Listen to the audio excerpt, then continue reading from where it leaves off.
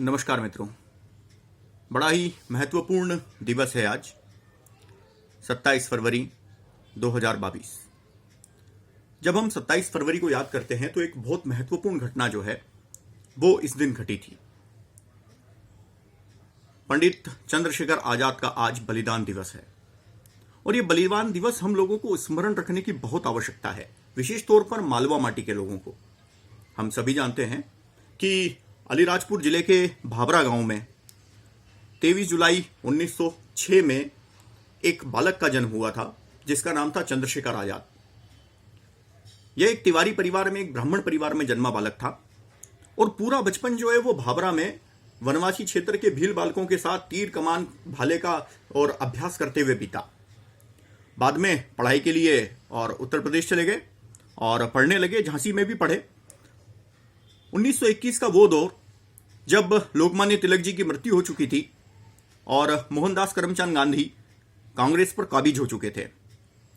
उन्होंने फरमान जारी कर दिया था कि अब भारत छोड़ो आंदोलन चलाया जाएगा और इस भारत छोड़ो आंदोलन का प्रभाव सारे युवाओं पर था, सारे के सारे लोगों पर था और बालक चंद्रशेखर भी इस आह्वान को मान करके और कूद पड़े इस आंदोलन में।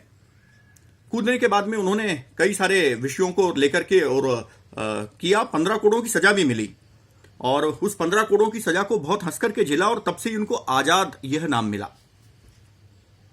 जब आजाद नाम मिल गया तो आजादी के लिए काम करना है, यही जीवन का लक्ष्य बना करके और आगे बढ़ने लगे। लेकिन दुर्भाग्य था कि 1921 में शुरू हुआ यह जो क्रांतिकारी जीवन था, 1922 में चोरा चोरी घटना के पश्चात जो गांधी जी ने अपना असहयोग आंदोलन वापस लिया और अंग्रेजों के साथ बैठकों पर बैठ के करने लगे, इससे प्रभावित होकर के बहुत सारे युवाओं ने और इस आंदोलन से मुंह मोड़ा और सबको ये ध्यान में आ गया था कि कांग्रेस जो कि अंग्रेजों का सेफ्टी वॉल्व है, अब वो अंग्रेजों के सेफ्टी वॉल्व के रूप में ही काम करेगी। इसलिए आजाद ने भी अपनी दिशा बदली और रामप्रसाद बिस्मिल, शशिनाथ सान्याल, योगेंद्रनाथ चटर्जी, इन लोगों के साथ मिलकर 1924 में और भारतीय प्रजातांत्रिक संघ का गठन किया और उस भारतीय प्रजातांत्रिक संघ के साथ काम करने लगे। लेकिन उसके बाद एक और दुर्भाग्य हुआ।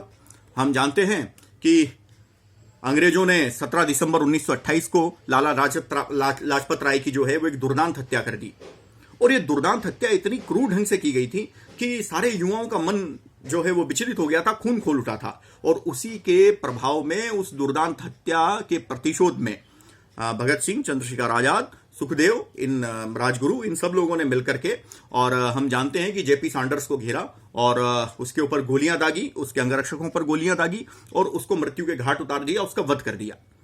इसके बाद में भगत सिंह, राजगुरु और सुखदेव, इन्हें फांसी की सजा दी गई थी और इस फांसी की सजा से उन तीनों को बचाने के लिए चंद्रशेखर आजाद ने कई प्रयास किए। दुर्गा भाभी को महात्मा गांधी के पास भेजा, लेकिन वहां टका सा जवाब मिल गया कि मैं कोई मदद नहीं करना चाहता, ये तो हिंसा के रास्ते पर चलने वाले लोग थे।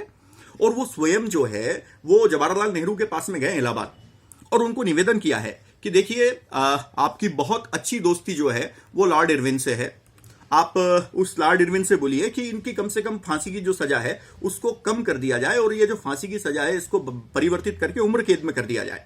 लेकिन नेहरू बिल्कुल भी नहीं माने और नेहरू ने अपने आनंद भवन निवास पर आए हुए आजाद का स्वागत न करते हुए उन्हें वहां से निकल जाने को कहा और बोला कि ठीक है, थोड़ी देर कहीं इंतजार करो, मैं बताता हूं, उस स्थान पर इंतजार करो, उसके बाद में मैं तुमसे बात करता हूं।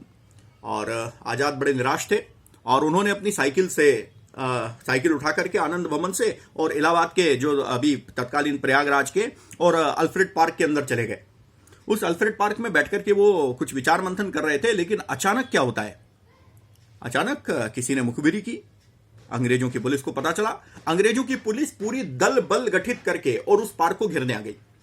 ये वही आजाद है जिससे अंग्रेज डरते हैं, जिनकी पैंट गीली हो जाती है आजाद का नाम सुन करके।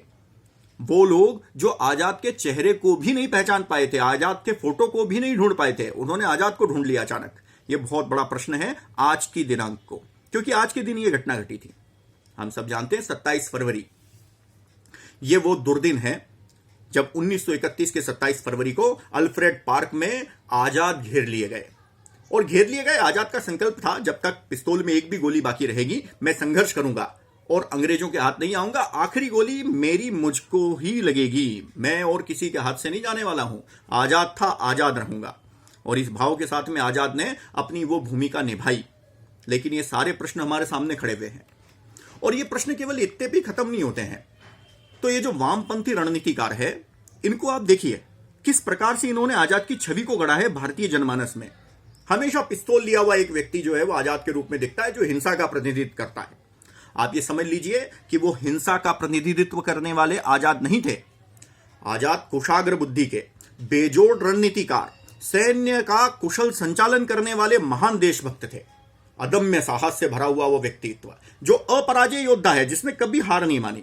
ऐसे अपराजय योद्धा को, इस बुद्धिमान व्यक्ति को और एक पिस्तौल का प्रतिनिधि बता करके और हम सबके सामने प्रस्तुत किया है।